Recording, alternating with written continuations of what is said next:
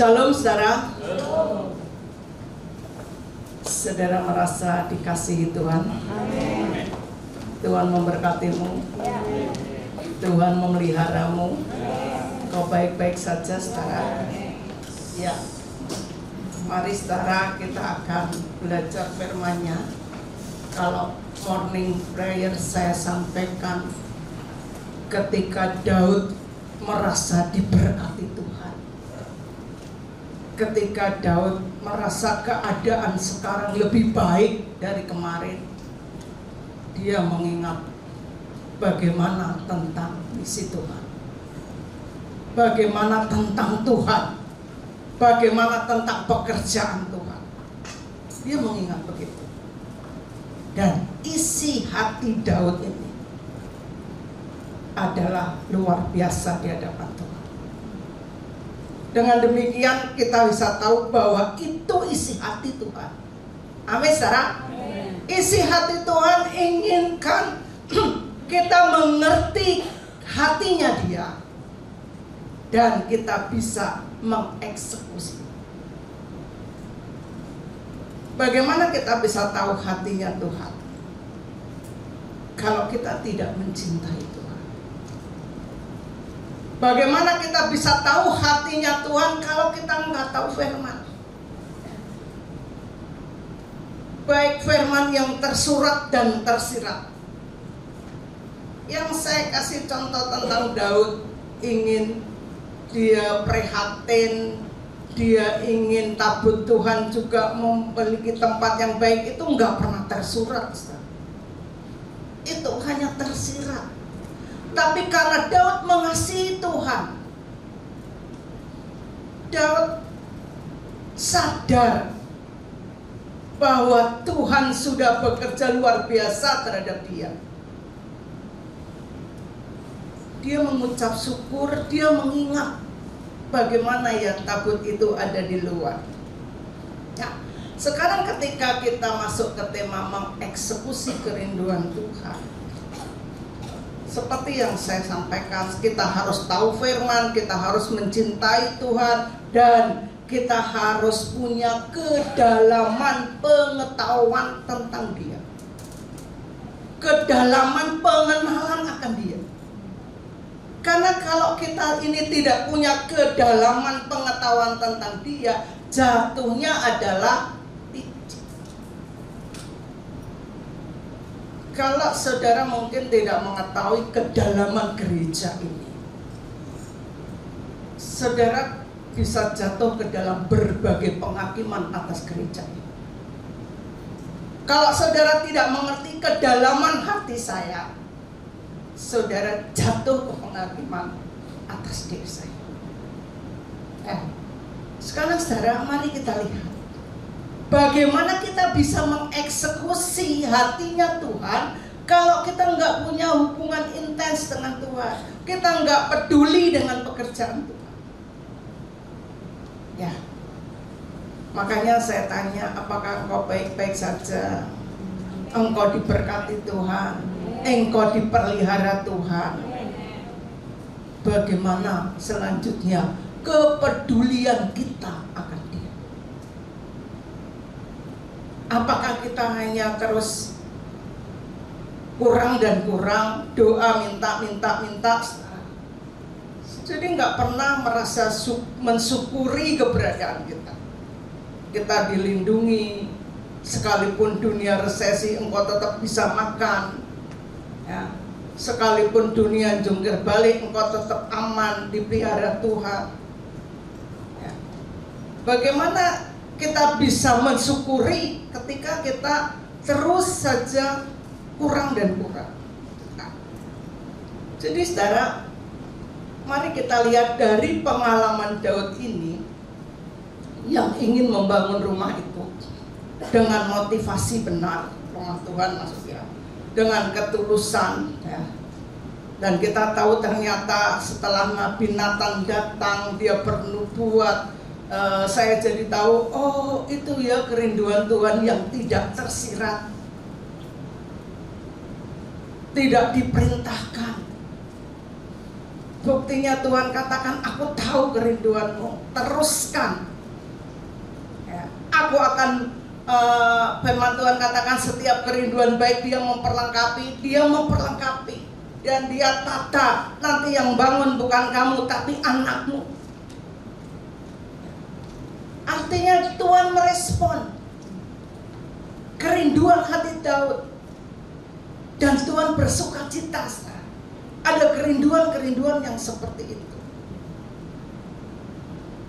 Ya, jangan sampai saudara, justru keadaan manusia, keadaan umatnya yang sekarang baik, yang bahasa umumnya moncer, ya. Kalau bahasa daerahnya Pak Daniel itu nyait. Kalau orang sana tahu nyait ya. Saya tadinya juga ngerti nyait itu apa ya. Nyait itu keadaan moncer, keadaan baik, saudara.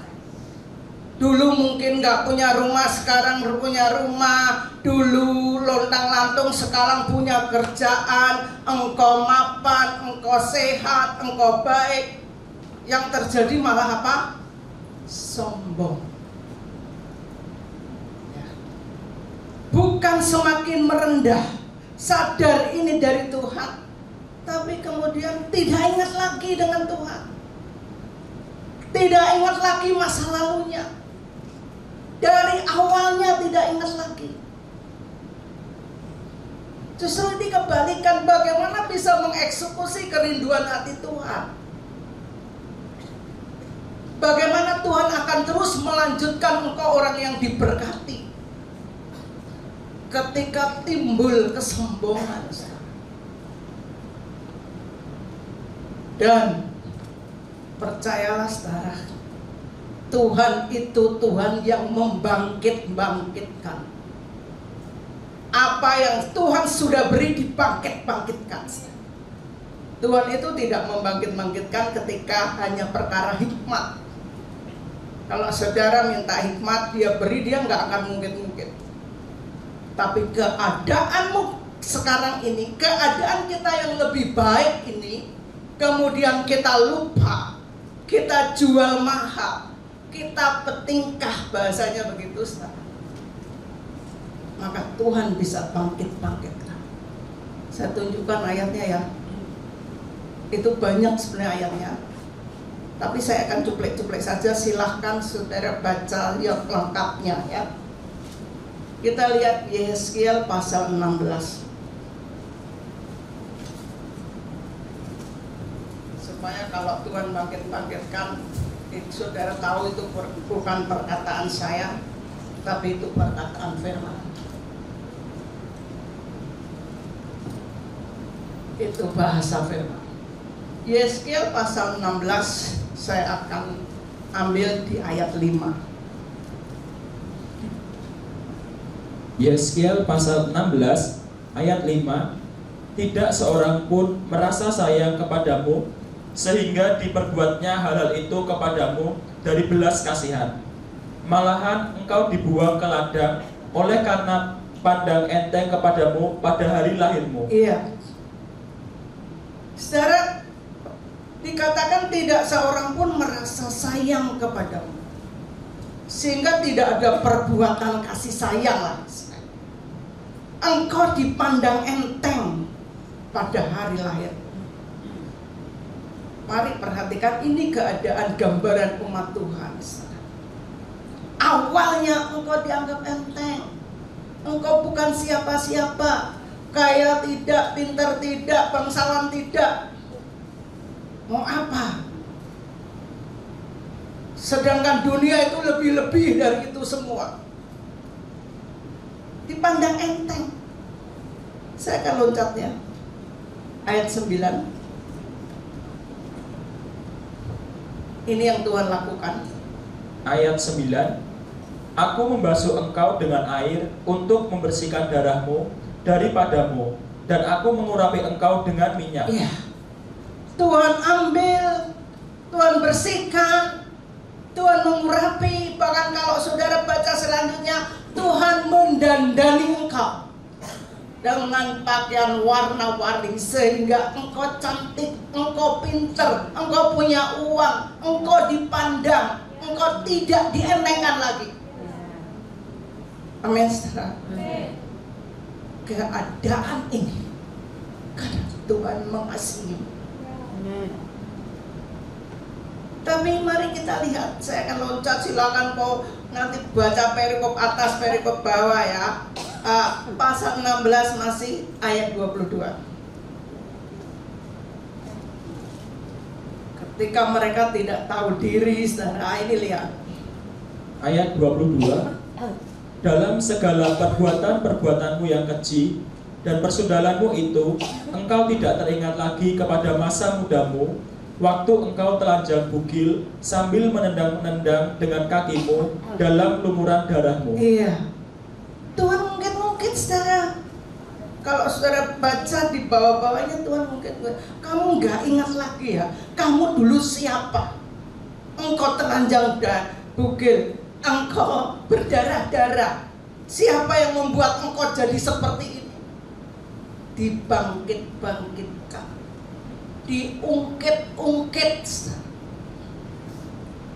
Kalau keadaan kita ini masih tidak tahu diri seperti umat Israel pada waktu itu, mana mungkin kita mengerti hati Tuhan dan mengeksekusi? Tidak mungkin, saudara. Ini hatinya Tuhan, kita harus tahu dulu. Kita harus tahu bahwa kita harus menjadi umat yang berkeadilan, yang mengerti bahwa kita begini ini karena Tuhan memberi anugerah, karena Tuhan memberkati, karena ada darah yang mahal, karena pengorbanannya. Bagaimana mungkin kita bisa melupakan itu? Karena bakal diungkit-ungkit oleh Tuhan. Jadi tidak ada yang lain kecuali kita harus terus ingat akan ini. Jangan sampai sesudah kaya, sesudah pintar, sesudah baik, sudah berkedudukan menjadi sombong. Bahasa umumnya itu lupa daratan, lupa dari mana asalmu. Itu fakta, itu pernah terjadi, dan kita harus mengintrospeksi diri, menjagai jangan pernah terjadi pada diri kita. Amin, saudara. Ya. Kalau saudara tahu tentang Efraim juga mengalami hal yang sama. Efraim itu dulu siapa? Dia bukan ke-12 suku Israel. Dia hanya dicangkokkan karena Yusuf. Dia diajari perang, ya. Dia namanya jadi besar. Saudara kan tidak kenal anak-anak yang lain. Misalnya anaknya Ruben tidak tertulis banyak, tapi Efraim itu tertulis terus. Ya, dia jadi terkenal. Dia diajari perang oleh Tuhan. Begitu pintar perang. Kembali lagi bertingkah, saudara. Ya, coba saya akan cuplikan contoh ini lagi, saudara ya. Hosea.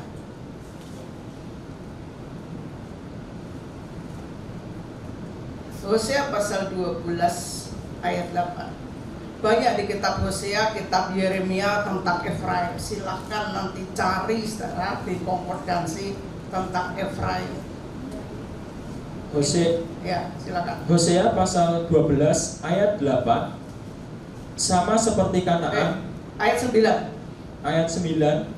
Berkatalah Efraim, bukankah aku telah menjadi kaya, telah mendapat harta benda bagiku, tetapi segala hasil jerih payahku tidak mendatangkan kesalahan yang merupakan dosa bagiku. Wah, saudara, sombong banget, saudara. Ya, padahal akhirnya dia dibuang, saudara. Tidak lagi disematkan di ke-12 suku Israel. Karena jatuh bangun dan akhirnya jatuh. Ya. Jadi saudara, mari kita lihat di sini. Kita akan melanjutkan perjalanan untuk bisa mengeksekusi kerinduan hati Tuhan. Karena ketika kita bisa mengeksekusi kerinduan hati Tuhan, maka ada janji Tuhan di situ. Ketika Daud katakan, aku ini tinggal di rumah dengan papan kayu aras, aku tidak mengembara lagi, aku tidak pindah-pindah lagi, sekarang keadaanku baik. Dia ingin juga pelayanannya baik di dalam Tuhan. Dia ingin juga pekerjaan Tuhan baik. Dia punya kerinduan itu untuk membangun bait Tuhan yang luar biasa, untuk menempatkan tabut Tuhan. Dan dari kerinduan itu, maka ada janji Tuhan untuk keluarga Daud dan kerajaannya. Amin. Saudara nanti buka aja linknya Morning Prayer. Baru ada janji Tuhan, saudara. Jadi saudara, mari, engkau pengen diberi janji Tuhan, bahwa apa yang ada hatimu ini juga kerinduan Tuhan. Amin. Kau berpikir tentang Tuhan, berpikir untuk pekerjaan Tuhan, berpikir untuk pelayanan, berpikir untuk hal-hal yang luar biasa. Karena hanya kerinduan, ternyata Tuhan memperlengkapi. Daud perang dan selalu menang. Dia mengumpulkan jarahan. Akhirnya dia memberi modal kepada Salomo nih, sekian ribu kilo talenta emas, ya, sekian tembaga, sekian perak nih, ambil nih, tak kasih surat, ambil kayu yang terbaik di seberang sana, ini jajahan saya. Wah, semua diperlengkapi. Jadi mari taruh kerinduan baik kita untuk hal-hal yang dahsyat, yang luar biasa. Kalau setelah itu baru ada janji Tuhan. Amin, saudara.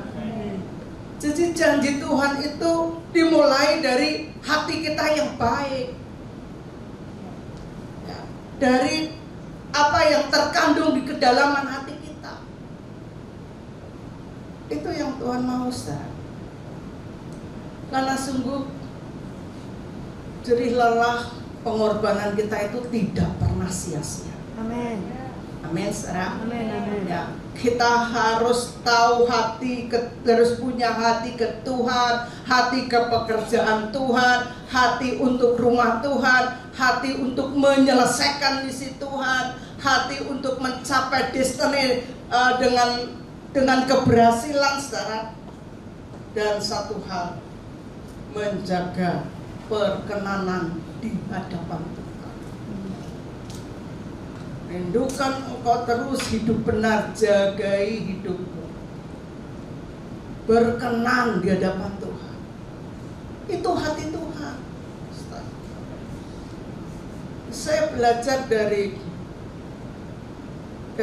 kisah-kisah di mana ketika umat Tuhan menyatakan kerinduannya yang baik, di situ ada janji Tuhan. Ya, bukan saja kepada Daud. Saya akan tunjukkan ini zaman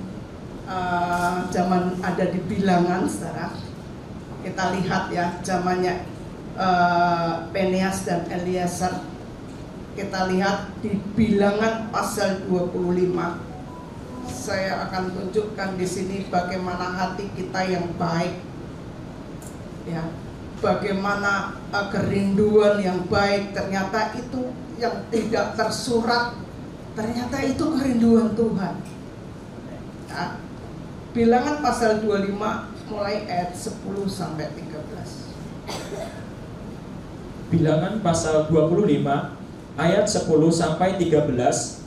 Tuhan berfirman kepada Musa, Pinehas anak Eleazar, anak Imam Harun, telah menyurutkan murkaku daripada orang Israel, oleh karena ia begitu giat membela kehormatanku di tengah-tengah mereka, sehingga tidaklah kuhabisi orang Israel dalam cemburuku. Sebab itu katakanlah, Sesungguhnya aku berikan kepadanya perjanjian keselamatan yang daripadaku, untuk menjadi perjanjian mengenai keimaman selama-lamanya bagi dia dan bagi keturunannya, karena ia telah begitu giat membela Allahnya dan telah mengadakan pendamaian bagi orang Israel. Iya, saudara.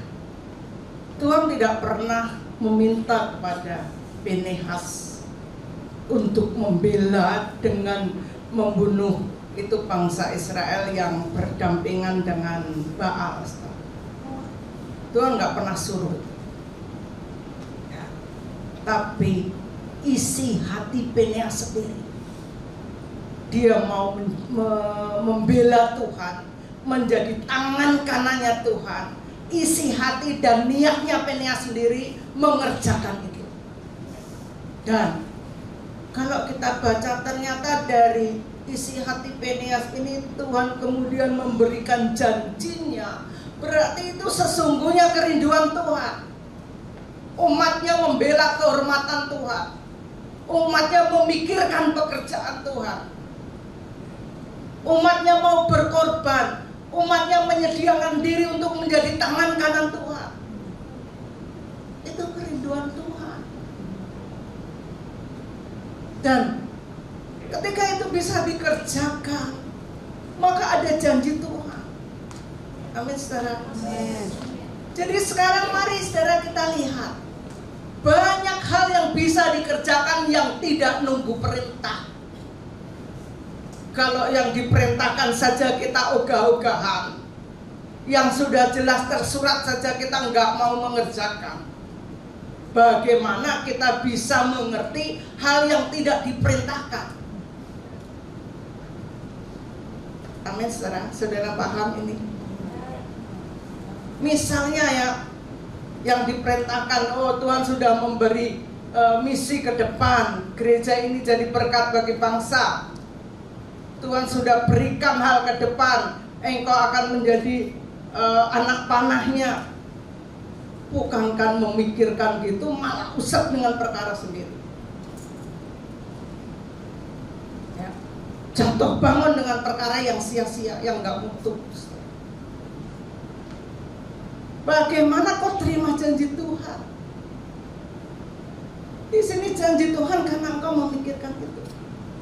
Saya jadi ingat kesaksiannya kuliah tentang dia peduli dengan rakyat yang ada di gereja. Hanya perkara rakyat, dia kan bersaksi ya, setelah. Itu contoh saja. Tuhan bertindak. Saya tidak lanjutkan, setelah. Silakan tanya sendiri. Dan Tuhan bicara, karena engkau peduli dengan rumahku. Apa yang berbicara atas nama Tuhan, saya itu percaya. Baik atau tidak baik, kita harus percaya, digumuli, karena semuanya baik untuk kita. Jangan ada pemberontakan, penyangkalan ketika orang berbicara atas nama Tuhan. Ya, jadi saudara, atau jangan menginginkan pewahyuan yang baik-baik saja, tetapi justru pewahyuan jelek inilah yang harus kita gumuli supaya tidak terjadi. Itu bagian daripada kasih karunia. Kalau pewahyuan bagus, saudara, kok abaikan nggak apa-apa, karena akan tunggu saja kegenapannya. Tapi bila pewahyuan jelek, tunggu kegenapannya, habis. Ya. Jadi di sini karena engkau peduli, Pinehas peduli, Daud peduli, janji Tuhan keluar, firman Tuhan keluar. Ya. Jadi di sini engkau siap untuk mengeksekusi kerinduan hati Tuhan. Amin, amin, amin. Siap, saudara? Amin. Apalagi hari-hari ke depan, hari-hari yang butuh firman Tuhan, butuh janji Tuhan. Apa keadilan ketika Tuhan mau memberkati saudara, kalau saudara tidak peduli dengan pekerjaan Tuhan, kalau saudara tidak peduli dengan misi Tuhan, Saudara tidak peduli dengan pelayanan. Apa alasan Tuhan memberkati, memelihara, menjagai kita? Ya, di hari-hari yang saya katakan ini menginjak ke masa lembu berdarah-darah. Bisa saja tidak makan. Apalagi kalau dalam ajaran. Kalau Tuhan sudah menutup pintu, siapa yang bisa membuka? Ya, kita harus memiliki kegentaran seperti itu. Di sini Tuhan itu membukakan cara supaya kita terpelihara di hari-hari yang disebut lembu berdarah-darah. Tuhan memberi pengajarannya, Tuhan memberi gambarannya, apa yang harus kita kerjakan supaya kita aman di masa lembu berdarah-darah. Eksekusi kerinduan hati Tuhan. Amin saudara. Cukup engkau punya niat hati itu loh awalnya. Daud hanya punya niat hati, dia langsung bergerak, memikirkan, dia langsung bergerak. Saya rindu jemaat Tuhan, engkau bisa benar-benar mengeksekusi karena kita butuh janjinya. Amin saudara. Janjinya harus tergenapi. Jangan kita mendengar, tapi tindakan-tindakan kita adalah justru menjauhkan dari penggenapan itu. Menjauhkan dari pemeliharaan Tuhan, dari perlindungan Tuhan, dari tudung Tuhan. Siapa yang akan menjadi penolong kita di masa-masa yang dunia gak karu-karuan ya. Jadi Tuhan mencari orang-orang yang bisa paham. Dan ketika ini diberitakan kepada saudara, saya harap saudara paham, mengerti, sehingga engkau peduli dengan pekerjaan Tuhan, engkau peduli dengan rumah Tuhan, engkau peduli dengan misi Tuhan, bukan diperintah lagi.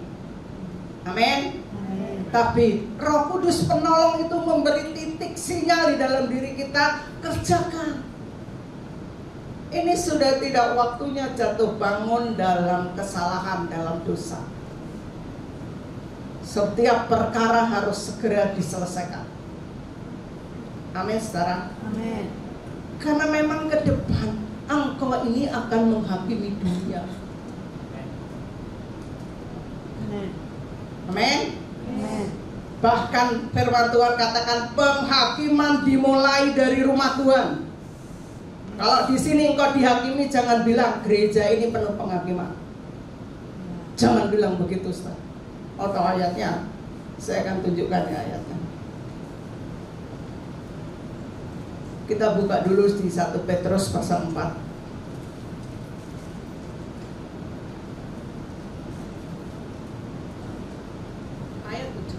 Ayat 17. 1 Petrus pasal 4 ayat 17. Karena sekarang telah tiba saatnya penghakiman dimulai, dan pada rumah Allah sendiri yang harus pertama-tama dihakimi. Dari mana saudara? Rumah Tuhan. Kalau gereja tidak dihakimi, berarti bukan rumah Allah. Karena dikatakan dan pada rumah Allah sendiri yang harus pertama-tama dihakimi.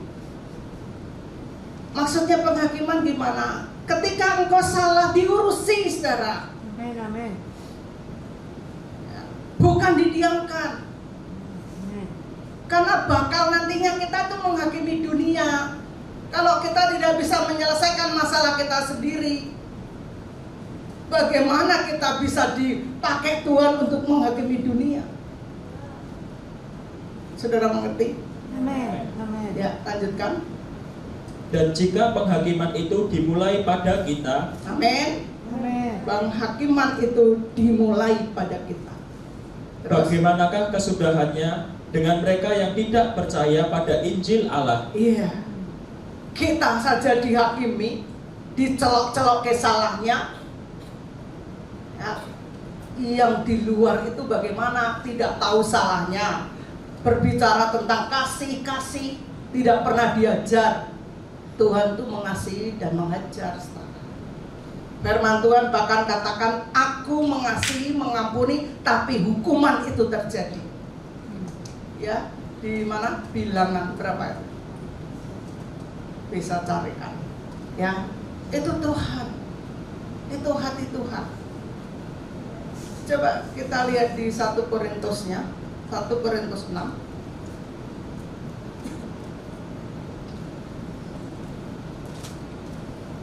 Ayat yang kedua.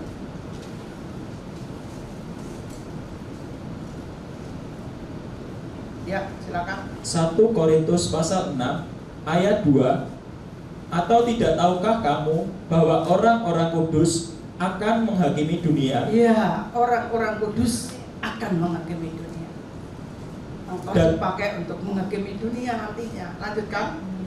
Dan jika penghakiman dunia berada dalam tangan kamu, tidakkah kamu sanggup untuk mengurus perkara-perkara yang tidak berarti? Iya, amin saudara. Amin. Kita harus bisa sanggup mengurus perkara-perkara yang remeh-temeh, yang tidak berarti. Karena kita dipersiapkan untuk menghakimi dunia. Ya, amin. Ya, bilangan 14 tadi tentang Tuhan mengampuni, mengasihi, tapi Dia tidak luput juga untuk masuk ke dalam hukuman. Sebentar ya, saya juga tak lihat.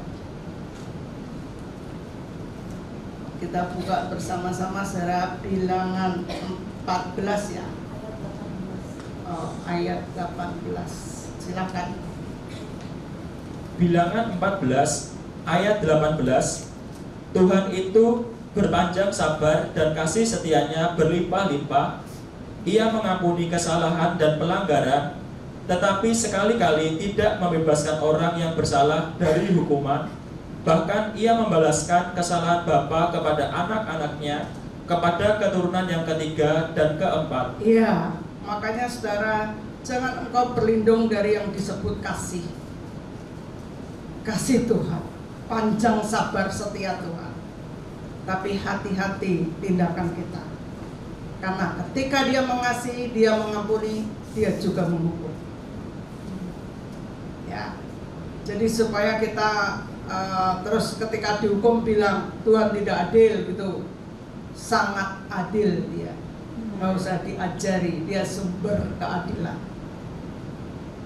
Ya. Jangan sampai hukumannya terlalu berat, waktunya nggak ada, saudara. Ya. Jadi enggak kembali ke dalam pemulihan kalau seperti itu.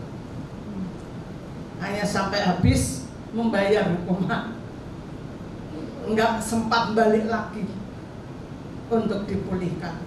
Nah, jadi di sini mari saudara perhatikan baik-baik, karena sungguh Tuhan ingin memberkati kita, memberi janji firman-Nya. Kita harus mempersiapkan diri untuk mengerti hati Tuhan. Sekalipun itu tidak tersurat, kerjakan, rindukan untuk yang baik. Dan kita, kalau saya tetap pegang terus firman-Nya yang mengatakan setiap kerinduan baik kita, Dia memperlengkapi. Amin saudara. Ya. Jadi mulailah kita dari isi hati kita yang baik ke Tuhan. Kemudian Tuhan bergerak. Amin. Kita membuka kapasitas kita, mulai dari isi hati kita yang pengen pekerjaan Tuhan begini, pengen aku bisa melayani di situ karena melihat jiwa-jiwa yang haus, yang lapar. Jadi mulai dengan isi hati yang ke Tuhan gitu. Jangan malas, jangan menggenggam tangan, artinya enggak mengerjakan apa-apa. Misalnya saudara gini, peduli untuk jadi provider misalnya. Bagaimana bisa jadi provider? Perkara kecil-kecil aja engkau pelit misalnya. Itu nggak mungkin. Kerinduan seperti itu, kalau engkau tulus dan benar, Tuhan akan tuntun. tidak ada yang mustahil. Amin, saudara. Karena dia akan memperlengkapi. Seperti Daud, dia tuntun perang sana, jarah ini, senangnya jarah itu, dikumpulin sama Daud untuk persiapan isi hati yang terkandung di dalamnya tadi, yang adalah juga kerinduan Tuhan. Jadi mengeksekusi kerinduan hati Tuhan, taraf kita bukan saja mengeksekusi firman, lepas firman, tapi lebih dari itu lagi, saudara. Ya, dari hati kita yang kemudian itu adalah memang tersirat di hatinya Tuhan. Dan ketika kita bisa menjadi seperti itu, kita akan terima janji Tuhan. Amin. Firman Tuhan katakan, kita lihat ya di Yesaya 58 yang mengatakan engkau akan disebut pahlawan, engkau akan membangun yang, coba lihat saja, lihat dulu Yesaya pasal 58.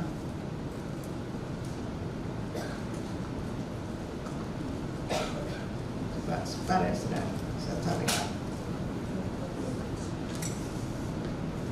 Saudara juga cari, saya pernah dulu. Oh ya, 11. Yesaya 58 ayat.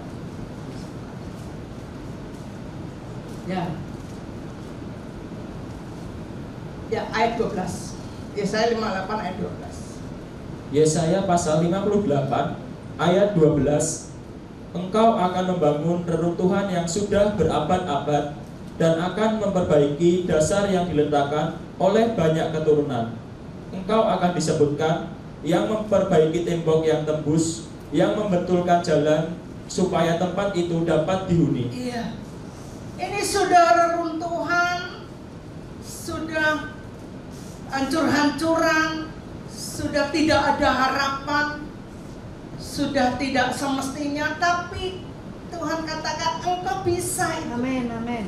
Amin. Yes. Bisa membangun reruntuhan, bahkan dikatakan sudah berabad-abad.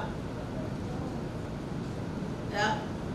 Memperbaiki dasar yang diletakkan oleh banyak keturunan. Artinya tuh dulu sudah dasarnya itu pondasinya udah gak kelihatan lah, udah berabad-abad.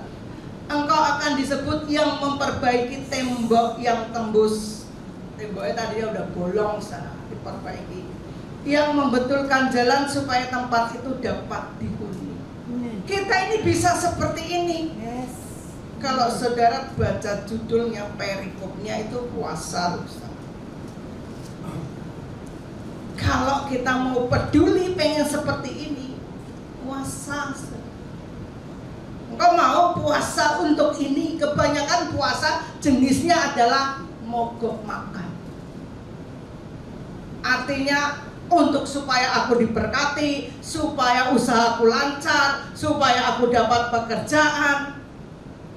Itu jenis mogok makan. Tapi Tuhan katakan engkau bisa membangun reruntuhan yang sudah berabad-abad. Kalau kita mau peduli puasa untuk ini, puasa itu sudah tertulis, itu tersirat, tersurat. Amin. Tapi kita nggak bisa mengeksekusi ini. Karena apa? Nggak peduli. Nggak peduli. Nggak terpikir. Puasa hanya untuk lingkup diri sendiri, keluargaku, anakku, kucingku, anjingku. Hanya ruang lingkup itu. Mogok makan. Kalau mungkin untuk pekerjaan, tapi harus tahu apa sih yang harus aku lakukan. Kok aku gagal maning, apa dosaku, apa kesalahanku. Puasa itu untuk itu. Kenapa nasibku jadi begini? Harus tahu puasa salahku bagaimana. Nah itu perlu dipuasai. Karena kalau tidak dipuasai, engkau diberitahu, engkau bisa menyangkal karena dagingnya merah banget, saudara. Ya, diberitahu aja nggak percaya kalau itu dari Tuhan, karena memang dagingnya tinggi. Perlu puasa merendahkan diri supaya kita, oh aku salah di sini. Itu perlu merendahkan diri. Itu bagus puasa seperti itu. Bukan puasa tertujunya merubah nasib, tapi puasa untuk tahu salah kita, belenggu kita, kebodohan kita, kedagingan kita. Dan setelah kita bisa aman semuanya, kita perlu puasa untuk bisa menjadi pahlawan. Membangun reruntuhan yang sudah berabad-abad, memperbaiki tembok yang sudah dibangun dari turun-temurun. Itu kerinduan hati Tuhan. Dan ayat 11-nya bisa dibaca. Ayat 11. Ayat 11. Kami sekalian menggulung. Yesaya 58 ayat 11. Ayat 11. Atasnya. Tuhan akan menuntut engkau senantiasa dan memenuhi kebutuhanmu di tanah yang gersang, serta membaharui kekuatanmu. Engkau akan seperti kebun yang diairi dengan baik, dan seperti mata air yang tidak pernah mengecewakan. Amin. Sekarang dikatakan Tuhan akan menuntunmu senantiasa. Amin. Sehingga keadaan bisa seperti ini. Jadi berbicara mau dituntun, supaya kita tahu ya, puasa kita, permintaan kita itu ada dasarnya yang harus kita kerjakan, dituntun. Bukan tiba-tiba Tuhan memberi. Ada langkah-langkah yang dikerjakan. Amin, saudara ya. Amin. Jadi saya rindu kita semuanya mempersiapkan diri, karena Tuhan sedang mencari orang-orang yang paham di zaman akhir ini, orang-orang yang mengerti. Ya, kita jangan sampai Tuhan tidak menemukan. Karena ketika saya menemukan Yesaya ini, Yesaya 63, coba satu ayat lagi.